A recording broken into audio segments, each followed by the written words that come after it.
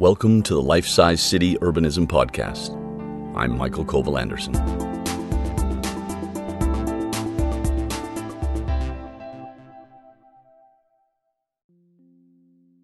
In this freestyle episode of the Life-Size City Podcast, I'm going to read aloud from a seminal essay from 1973 by the French-Austrian social philosopher and journalist André Gorz, who pioneered ideas of political ecology.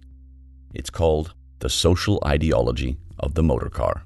It's an essay that has influenced me greatly since I first read it back in the early 1990s, long before I embarked on a career in urbanism. I reread it recently, and as ever, I was amazed at how relevant it remains today. The most oft-quoted passage from the essay tends to be this: mass motoring effects an absolute triumph of bourgeois ideology on the level of daily life. It gives and supports in everyone the illusion that each individual can seek his or her own benefit at the expense of everyone else. Poignant, relevant, and perhaps depressing that we haven't done much to address this serious issue over the past 50 years. Another passage has been a primary influence on me in my work in bicycle urbanism.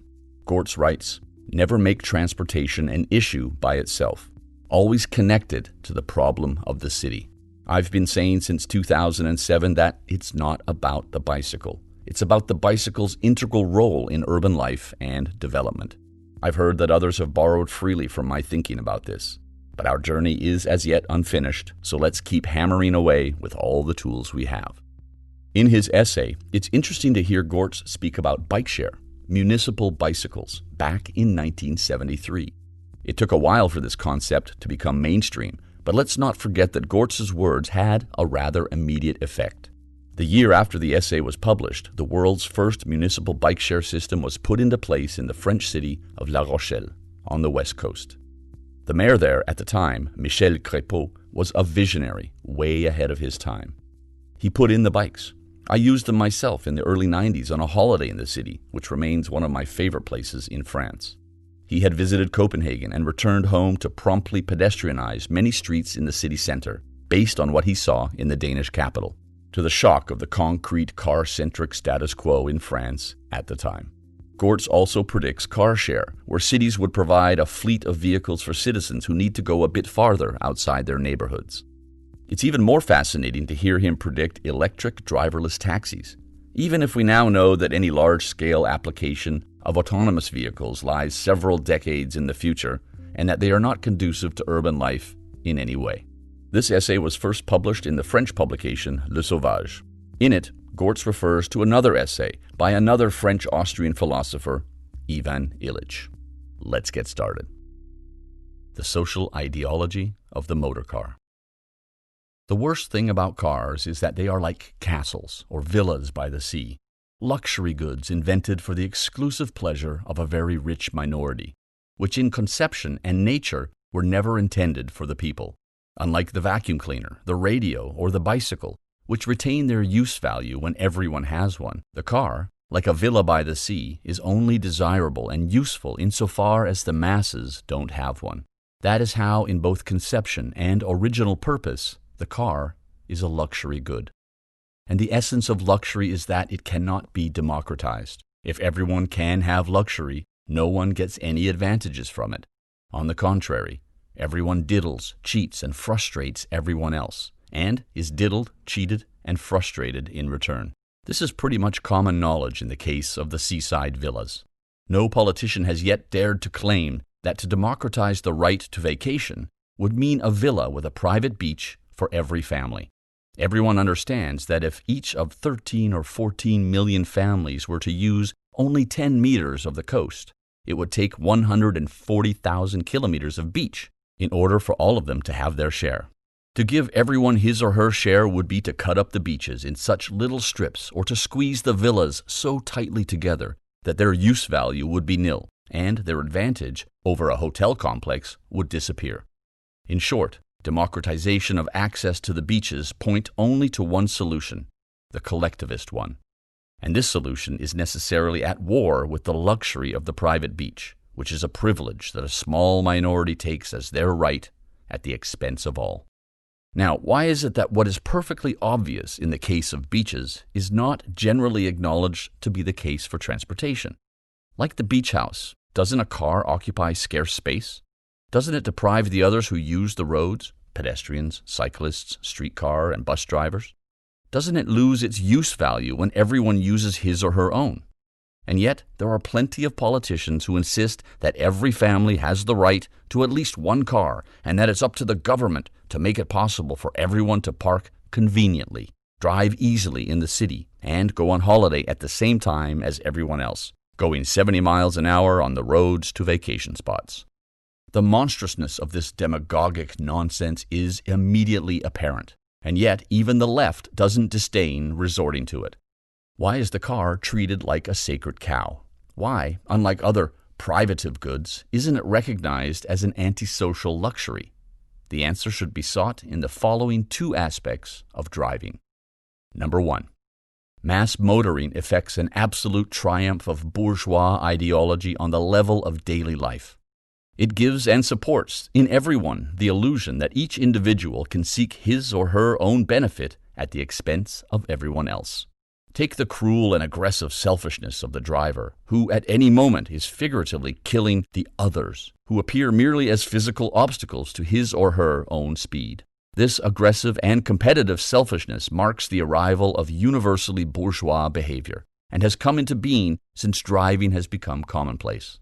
You'll never have socialism with that kind of people, an East German friend told me, upset by the spectacle of Paris traffic. Number two, the automobile is the paradoxical example of a luxury object that has been devalued by its own spread. But this practical devaluation has not yet been followed by an ideological devaluation. The myth of the pleasure and benefit of the car persists, though if mass transportation were widespread, its superiority would be striking. The persistence of this myth is easily explained. The spread of the private car has displaced mass transportation and altered city planning and housing in such a way that it transfers to the car functions which its own spread has made necessary. An ideological, cultural revolution would be needed to break this circle. Obviously, this is not to be expected from the ruling class, either right or left. Let us look more closely now at these 2 points. When the car was invented, it was to provide a few of the very rich with a completely unprecedented privilege, that of traveling much faster than everyone else. No one up to then had ever dreamt of it. The speed of all coaches was essentially the same, whether you were rich or poor. The carriages of the rich didn't go any faster than the carts of the peasants, and the trains carried everyone at the same speed. They didn't begin to have different speeds until they began to compete with the automobile and the aeroplane. Thus, until the turn of the century, the elite did not travel at a different speed from the people. The motorcar was going to change all that. For the first time, class differences were to be extended to speed and to the means of transportation. This means of transportation at first seemed unattainable to the masses. It was so different from ordinary means. There was no comparison between the motorcar and the others, the cart, the train, the bicycle, or the horse car. Exceptional beings went out in self-propelled vehicles that weighed at least a ton, and whose extremely complicated mechanical organs were as mysterious as they were hidden from view. For one important aspect of the automobile myth is that for the first time people were riding in private vehicles whose operating mechanisms were completely unknown to them, and whose maintenance and feeding they had to entrust to specialists. Here is the paradox of the automobile. It appears to confer on its owners limitless freedom, allowing them to travel when and where they choose, at a speed equal to or greater than that of the train. But actually, this seeming independence has, for its underside, a radical dependency. Unlike the horse rider, the wagon driver, or the cyclist, the motorist was going to depend for the fuel supply, as well as for the smallest kind of repair, on dealers and specialists in engines, lubrication, and ignition, and on the interchangeability of parts. Unlike all previous owners of a means of locomotion, the motorist's relationship to his or her vehicle was to be that of user and consumer, and not owner and master. This vehicle, in other words, would oblige the owner to consume and use a host of commercial services and industrial products that could only be provided by some third party. The apparent independence of the automobile owner was only concealing the actual radical dependency. The oil magnates were the first to perceive the prize that could be extracted from the wide distribution of the motorcar. If people could be induced to travel in cars, they could be sold the fuel necessary to move them. For the first time in history, people would become dependent for their locomotion on a commercial source of energy. There would be as many customers for the oil industry as there were motorists. And since there would be as many motorists as there were families, the entire population would become the oil merchants' customers. The dream of every capitalist was about to come true. Everyone was going to depend for their daily needs on a commodity that a single industry held as a monopoly. All that was left was to get the population to drive cars. Little persuasion would be needed. It would be enough to get the price of a car down by using mass production and the assembly line. People would fall all over themselves to buy it. They fell over themselves, all right, without noticing they were being led by the nose. What, in fact, did the automobile industry offer them? Just this. From now on, like the bourgeoisie, you too will have the privilege of driving faster than everybody else. In a motorcar society, the privilege of the elite is made available to you. People rushed to buy cars until, as the working class began to buy them as well, defrauded motorists realized that they had been had. They had been promised a bourgeois privilege. They had gone into debt to acquire it. And now they saw that everyone else could also get one. What good is a privilege if everyone can have it? It's a fool's game. Worse, it pits everyone against everyone else. General paralysis is brought on by a general clash. For when everyone claims the right to drive at the privileged speed of the bourgeoisie, everything comes to a halt, and the speed of city traffic plummets, in Boston as in Paris, Rome, or London, to below that of the horse car. At rush hours, the average speed on the open road falls below the speed of a cyclist. Nothing helps. All the solutions have been tried. They all end up making things worse. No matter if they increase the number of city expressways, beltways, elevated crossways, 16-lane highways, and toll roads, the result is always the same. The more roads there are in service, the more cars clog them, and city traffic becomes more paralyzingly congested. As long as there are cities, the problem will remain unsolved. No matter how wide and fast a superhighway is, the speed at which vehicles can come off it to enter a city cannot be greater than the average speed on the city streets. As long as the average speed in Paris is 10 to 20 kilometers per hour, depending on the time of day, no one will be able to get off the beltways and auto routes around and into the capital at more than 10 or 20 kilometers per hour. The same is true for all cities. It is impossible to drive at more than an average of 20 kilometers per hour in the tangled network of streets, avenues, and boulevards that characterize the traditional cities. The introduction of faster vehicles inevitably disrupts city traffic, causing bottlenecks and finally, complete paralysis. If the car is to prevail, there's still one solution. Get rid of the cities. That is, string them out for hundreds of miles along enormous roads, making them into highway suburbs. That's what's been done in the United States. Ivan Illich sums up the effect in these startling figures. The typical American devotes more than 1,500 hours a year, which is 30 hours a week or 4 hours a day, including Sundays, to his or her car. This includes the time spent behind the wheel, both in motion and stopped, the hours of work to pay for it and to pay for gas, tires, tolls, insurance, tickets, and taxes. Thus, it takes this American 1,500 hours to go 6,000 miles in the course of a year. 3.5 miles take him or her 1 hour. In countries that do not have a transportation industry, people travel at exactly this speed on foot, with the added advantage that they can go wherever they want and aren't restricted to asphalt roads. It is true, Illich points out, that in non-industrialized countries, travel uses only 3 to 8% of people's free time, which comes to about 2 to 6 hours a week. Thus, a person on foot covers as many miles in an hour devoted to travel as a person in a car. The reason? We've just seen it. The cities and towns have been broken up into endless highway suburbs, for that was the only way to avoid traffic congestion in residential centers. But the underside of this solution is obvious. Ultimately, people can't get around conveniently because they are far away from everything. To make room for the cars, distances have increased. People live far from their work. far from school, far from the supermarket, which then requires a second car so the shopping can be done and the children driven to school. Outings? Out of the question. Friends? There are neighbors, and that's it. In the final analysis, the car wastes more time than it saves and creates more distance than it overcomes. Of course, you can get yourself to work doing 60 miles per hour, but that's because you live 30 miles from your job and are willing to give half an hour to the last 6 miles. As Ivan Illich sums it up, a good part of each day's work goes to pay for the travel necessary to get to work. Maybe you're saying, but at least in this way you can escape the hell of the city once the workday is over. There we are. Now we know. The city. The great city which, for generations, was considered a marvel. The only place worth living is now considered to be a hell. Everyone wants to escape from it, to live in the country. Why this reversal? For only one reason. The car has made the big city uninhabitable. It has made it stinking, noisy, suffocating, dusty, so congested that nobody wants to go out in the evening anymore.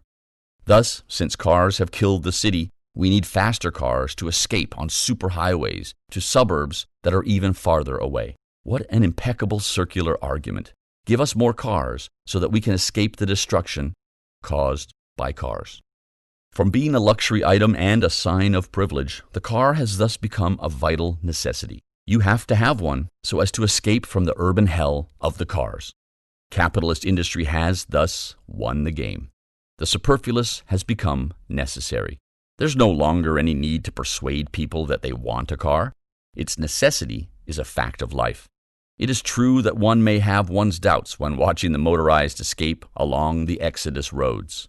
Between 8 and 9:30 a.m., between 5:30 and 7 p.m., and on weekends for 5 and 6 hours, the escape routes stretch out into bumper-to-bumper processions going, at best, the speed of a cyclist, and in a dense cloud of gasoline fumes. What remains the car's advantages?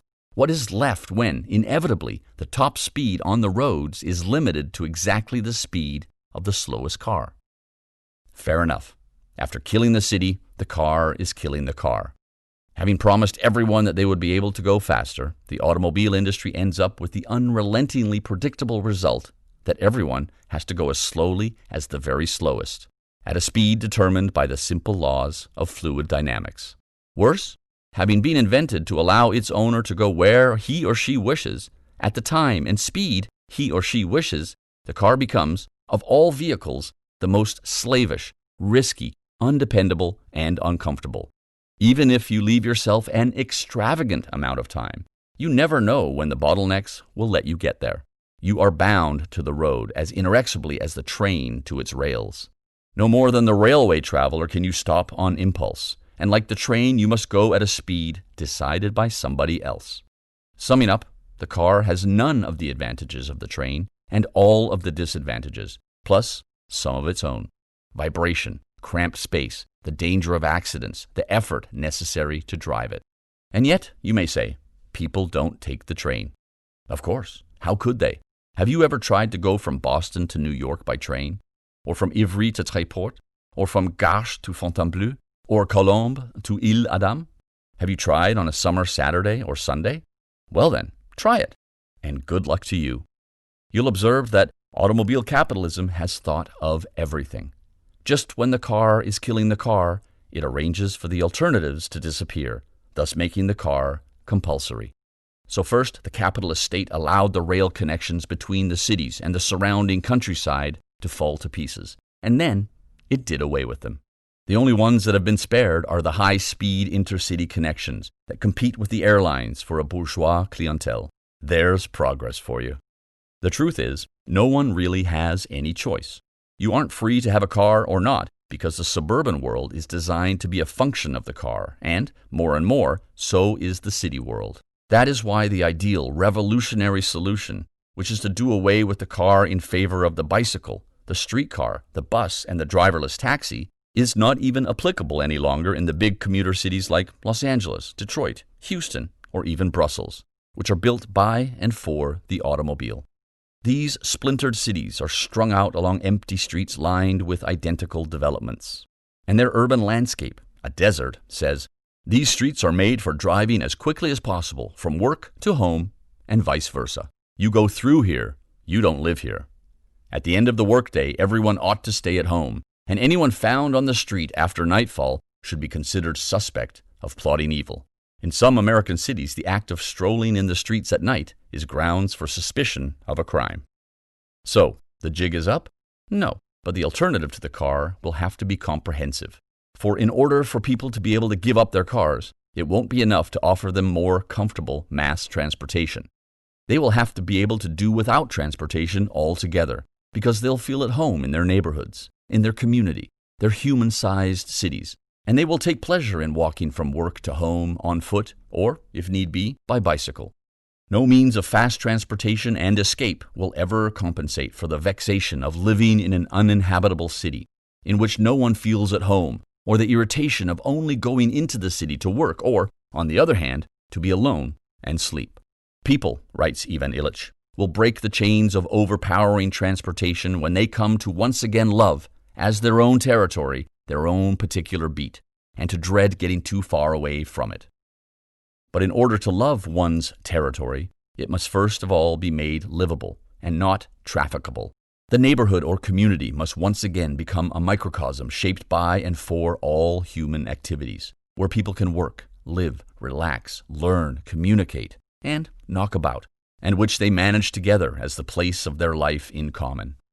When someone asked him how people would spend their time after the revolution, when capitalist wastefulness had been done away with, Marcuse answered, "We will tear down the big cities and build new ones. That will keep us busy for a while." These new cities might be federations of communities or neighborhoods surrounded by green belts whose citizens, and especially the school children, will spend several hours a week growing the fresh produce they need. To get around every day, they would be able to use all kinds of transportation adapted to a medium-sized town: municipal bicycles, trolleys or trolley buses, electric taxis without drivers. For longer trips into the country, as well as for guests, a pool of communal automobiles would be available in neighborhood garages. The car would no longer be a necessity. Everything will have changed: the world, life, people, and this will not have come about all by itself. Meanwhile, what is to be done to get there? Above all, never make transportation an issue by itself. Always connect it to the problem of the city, of the social division of labor, and to the way this compartmentalizes the many dimensions of life. One place for work, another for living, a third for shopping, a fourth for learning, a fifth for entertainment. The way our space is arranged carries on the disintegration of people that begins with the division of labor in the factory. It cuts a person into slices. It cuts our time, our life into separate slices, so that in each one you are a passive consumer at the mercy of the merchants, so that it never occurs to you that work, culture, communication, pleasure, satisfaction of needs, and personal life can and should be one and the same thing, a unified life, sustained by the social fabric of the community. You've been listening to The Life-Sized City, my podcast about urbanism and urban change. As ever, this episode was produced thanks to red wine and coffee. The music was composed by Phil Creamer.